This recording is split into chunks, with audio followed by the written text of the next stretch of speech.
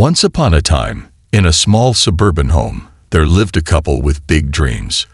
They had always imagined themselves raising children, providing them with a loving home, and watching them grow into successful, happy individuals.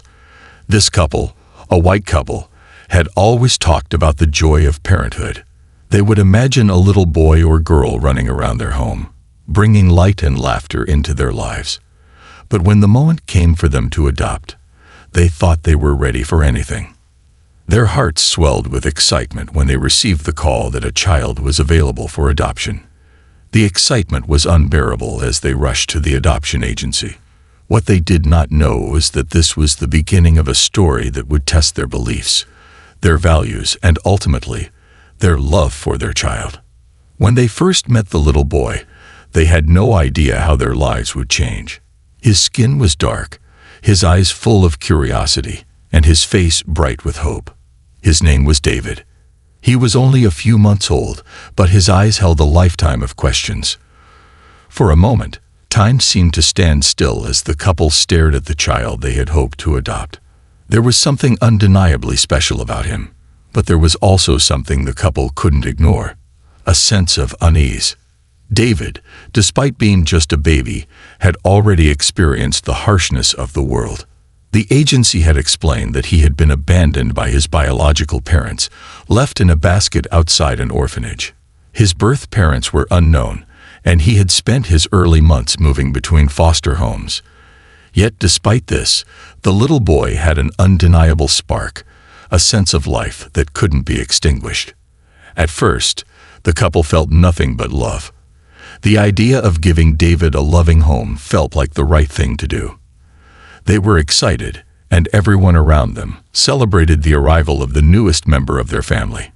Friends and family showered them with congratulations, telling them they had done something incredibly noble. But as time passed, small, unsettling doubts began to surface. The couple hadn't realized how deeply ingrained their own biases were until they saw David's dark skin. It was subtle at first, nothing overt, but it was there, the hesitation, the momentary glance away. The thought that perhaps they had expected a child who looked more like them began to creep into their minds. There was a silent discomfort that neither of them was ready to acknowledge. The fear of the unknown, the fear of what others might say, started to slowly grow. The first few weeks of David's life in their home were filled with joy. The house echoed with his cries, his laughter, and the soft sounds of him learning to speak. But as he grew older, so did the differences between him and his parents. His hair, his skin, his features, all of it was a constant reminder that he was not like them. His white parents began to feel increasingly out of place, unsure of how to raise him in a world that would never truly accept him for who he was. They didn't know how to navigate the complexities of raising a black child in a predominantly white town. One evening, as David reached the age of 5, the couple had a conversation that would change everything. They sat in their living room, avoiding eye contact with one another as the weight of their feelings bore down on them. They couldn't shake the feeling that they had made a mistake. The fear of the unknown was no longer subtle. It had grown into a full-blown panic. They talked about the challenges David would face, the discrimination, the lack of acceptance from society, and the pain they were not equipped to handle. The conversation turned into an argument, then into tears. They began to question their ability to be parents to a child who wasn't just different in terms of looks, but also in terms of the challenges he would face in the world. The words they spoke were harsh, even though they tried to hide them in a veil of politeness. "He's not like us," one of them finally said, breaking the silence. The other nodded, a tear rolling down their cheek. "How will we ever protect him from the world?" they whispered. The decision was made that night. David was no longer welcome in their home. The couple, too afraid of the challenges they would face, chose to abandon the child they had once promised to love. The coldness of their decision echoed through their house. They gave David back to the adoption agency, where he would be placed in another foster home. And they closed the door on their once bright dreams. David was left to face the world alone once again. His heart, innocent and pure, could not understand why he had been abandoned by the two people who had promised to care for him. The pain of rejection would shape him for years to come, but it would also make him stronger. His journey, one of survival, self-discovery, and eventual redemption, had just begun. This was the first chapter in David's life, a chapter filled with sorrow, betrayal, and the harsh reality of a world that often rejected what it did not understand. But little did his parents know, the story was far from over. David's world was silent, like a heavy mist that hung in the air, casting a cold shadow over everything he knew. After being abandoned by his parents, he was placed into another foster home. The new home was nothing like the one he had once imagined for himself. There were no joyful sounds, no warmth from a mother's touch or the safety of a father's embrace. Instead, there was a coldness that seeped into the corners of his heart, a loneliness that became his closest companion. His new foster family, though kind, could not replace what David had lost. They were well-meaning but distant, and although they cared for him, they never quite understood him. David's skin, his dark eyes, and the way his hair curled differently from theirs made him feel like an outsider. In the beginning, they tried their best to make him feel welcome. But as the months went on, they began to unintentionally make him feel even more different. He spent his early years moving from one foster home to another. Each new place was just as cold as the last. Some families were kind, but none of them ever truly understood the pain in his heart. No one ever asked about the things that haunted him. The memories of the rejection, the sense of being unwanted, the constant search for a place to belong. He was a child with a heart too big for his small frame, but no one saw that. At school, things weren't much better. David was constantly reminded that he didn't fit in. His classmates looked at him with curiosity, then quickly turned away when they noticed his differences. He didn't have the right clothes or the same mannerisms. He didn't speak the same way, and he didn't share the same interests. The other children would make fun of him, calling him names and laughing at the way he looked. He tried his best to ignore them, to smile, to be like everyone else, but it was impossible. The isolation he felt was suffocating. David would sit alone during lunch, watching the other children play and laugh together. He longed to join them, but every time he tried, he felt like an intruder. The laughter of his classmates seemed like a distant echo, a sound that was never meant for him. The world around him felt so loud, yet he was trapped in a silence that no one seemed to notice. But despite the loneliness, David was determined. He clung to something deep inside of him, something that kept him going, even when it seemed like everything was falling apart. He had a quiet strength, one that he had inherited from the pain he had endured. He refused to let the world define him by his skin color or the circumstances of his past. There was something inside of him, something powerful, that told him he was more than the rejection he had faced. In his isolation, David found solace in books. He spent hours in the library, his nose buried in pages that told stories of adventure, love, and hope. The characters in the books became his friends, his family. They didn't judge him or look at him differently. They welcomed him with open arms. Through the pages of these stories, David began to dream. He dreamed of a world where he wasn't judged by the color of his skin, but by the content of his character. He dreamed of a future where he could stand tall, where he could look at himself and finally feel proud of who he was. David's love for reading turned into a passion for learning. Despite the challenges he faced, he excelled in school. He worked harder than most of the other students, determined to prove that he was capable of more than the world expected of him. He spent hours studying, doing his homework late into the night, always striving to be the best version of himself. He began to gain recognition for his achievements. Teachers took notice of his hard work, and some of his classmates, who had once ignored him, started to see him in a different light. David was not just the boy who was different. He was the boy who was smart, talented, and full of potential. Slowly, the walls around him began to crumble. He wasn't quite accepted yet, but he was starting to make a place for himself in a world that had never truly embraced him. Despite his progress, there was always a lingering sadness in David's heart. He still felt the sting of rejection, the pain of being abandoned by the very people who were supposed to love him. He still carried the weight of the past, even as he worked toward a brighter future. But he refused to let it break him. He knew that his past didn't have to define him. As David grew older, he started to develop a sense of identity that was entirely his own.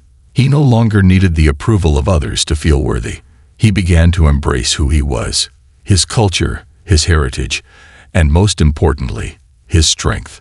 David was no longer the boy who had been rejected. He was a young man with dreams and ambitions, and he was determined to make them a reality.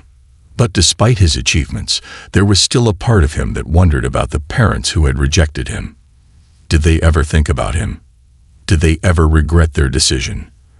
The thought lingered in his mind, and deep down, he knew that one day he would have to confront them. The anger and the pain had to be addressed, and he knew that it was time to face the past head-on. David's journey of isolation had made him stronger, more determined, and more resilient. He was no longer a victim of his circumstances. He was a survivor. And one day, the world would know his story. One day, he would shock them all. Years had passed since David was abandoned by his parents, and now, as a young man, he stood at the threshold of their door, his heart pounding in his chest. He was no longer the frightened, confused little boy who had been cast aside. The boy who had suffered through loneliness, isolation, and rejection had transformed into a strong, confident individual. David had built a life for himself, one filled with hard-earned success, a circle of friends who valued him, and a deep sense of self-worth. But there was something missing, something that had haunted him for years. It was the question that had never been answered. Why had they rejected him? Why had they abandoned him just because of the color of his skin? Those questions had stayed with him, gnawing at him, as he built his future and worked tirelessly to rise above the pain of his past. Now, standing on the doorstep of the house that once belonged to the people who were supposed to be his parents, David knew that the time had come to confront them. David had thought long and hard about this moment. It wasn't about revenge or anger. It was about closure, about understanding, about healing. He had spent years proving to himself that he was more than the boy who had been rejected. But in the quiet moments, the doubt would still creep in. Did they ever think of him? Did they regret their decision? And most importantly, did they ever truly understand the pain they had caused him? His hand trembled slightly as he raised it to knock on the door, but he quickly steadied himself. This was his moment. No more running from the past. He had earned the right to stand tall, to demand answers. And so, he knocked. The sound of the knock echoed through the empty space of the front porch, and for a moment, everything felt still. David could feel his heartbeat in his ears as he waited for someone to answer. He had no idea what to expect. Would they welcome him with open arms, apologizing for their mistakes, or would they turn him away, unable to face the consequences of their actions? The door opened slowly, and standing before him was the woman he once called mother. She looked different, older, her face weathered with time, but there was no mistaking her. Her eyes widened in disbelief as she saw David standing there, his tall frame and confident posture a stark contrast to the scared child he had been when they last met. For a moment, neither of them spoke. It was as if time had stopped, and the years that had passed between them suddenly didn't matter. The woman's mouth opened as if to say something, but the words didn't come. David could see the shock in her eyes, the confusion, and then the recognition. She knew who he was. "David," she finally whispered, her voice shaky. He nodded, his gaze unwavering. "It's me. I've come to talk." Her face softened for a moment, and a flood of emotions seemed to crash over her. But then, just as quickly, a mask of defensiveness appeared. I never thought you would come back," she said, her voice barely above a whisper. David stepped forward, looking her in the eyes. "I didn't come back for you. I came back for answers. There was a long silence, and David could feel the weight of the years pressing down on both of them. The woman looked away, unable to meet his gaze, and for a moment, David wondered if she would close the door on him. But then she stepped aside, silently inviting him into the house. As he walked through the familiar door, a wave of memories hit him. The house felt smaller now, the once warm rooms now filled with an emptiness he could almost touch. The walls seemed to close in on him as he took a seat in the living room, waiting for her to speak. You've done well for yourself," she said quietly, her words lacking the conviction that should have accompanied them. "I didn't expect this." David's expression remained unchanged. "I didn't need your approval," he replied, his voice calm but firm. "But I needed to understand why. Why did you leave me? Why did you reject me?" The woman's eyes filled with tears, and David could see the guilt in her face. She struggled for words, but they came out in a jumbled mess. We didn't know how to raise you. It wasn't just about your skin color. We didn't know how to handle the things that came with it. We were afraid. We were scared of what people would think, of the challenges you would face. We didn't understand what it meant to be a black child in this world." David's heart tightened as he listened. For years, he had carried the weight of their rejection, never understanding the reasons behind it. But now, hearing the truth, he could almost feel the weight of their fear, their ignorance. "And you thought abandoning me would make things better?" David asked, his voice raw with emotion. "You thought giving me up would solve anything?" The woman's face crumpled as the tears began to fall. "I was wrong. I see that now. I should have loved you. I should have protected you." David's anger began to fade as he looked at her, seeing the remorse in her eyes. He had come here seeking answers, but what he hadn't expected was to see the woman he once called mother break down in front of him. This wasn't about closure anymore. It was about healing. And for the first time in years, David realized that he didn't need their approval to move forward. He had already proven himself. "I'm not here to hurt you," David said quietly. "I'm here to tell you that I've forgiven you. It's time for both of us to move on." The woman looked up at him, a mix of disbelief and gratitude on her face. "Do you mean that?" David nodded. "Yes, but I also need you to understand something. I don't need you to accept me anymore. I've accepted myself." And with that, David stood up, ready to leave the house that had once been his. As he walked out the door, he felt a weight lifting off his shoulders. He had confronted the past, and now, it was time for him to live his future. As David walked away from the house that had once been his home, he felt a strange sense of peace settling over him. The past, with all its pain and abandonment, was finally starting to fade into the distance. His heart was no longer weighed down by the questions that had haunted him for so long. The answers had come, and in their place, there was room for healing. But even as he left, something told him that this was not the end of his journey with the people who had once rejected him. It was only the beginning. Weeks passed, and David continued to thrive in his life. He had built a successful career, surrounded himself with good friends, and found a deep sense of purpose. But despite all his achievements, the feelings of abandonment still lingered in the corners of his heart. Though he had forgiven them, a part of him still wondered if they had truly changed, if they had learned from their mistakes. One evening, as David sat alone in his apartment, reflecting on how far he had come, his phone rang. The number on the screen was unfamiliar, but something about it caught his attention. He hesitated for a moment before answering. "Hello." David's voice was calm but curious. "David." The voice on the other end was trembling, almost unsure. It was his mother, the voice he had not heard in years. "It's me. I need to talk to you." David's heart skipped a beat. He hadn't expected this. He had thought that perhaps their brief meeting had been the end of their connection. But here she was, reaching out to him after all this time. "What is it?" David asked, his voice steady but guarded. "I've been thinking about everything. About you. About us," she said, her voice thick with emotion. "I know I can't undo the past. I can't fix what I did. But I need you to know something. I want to make things right.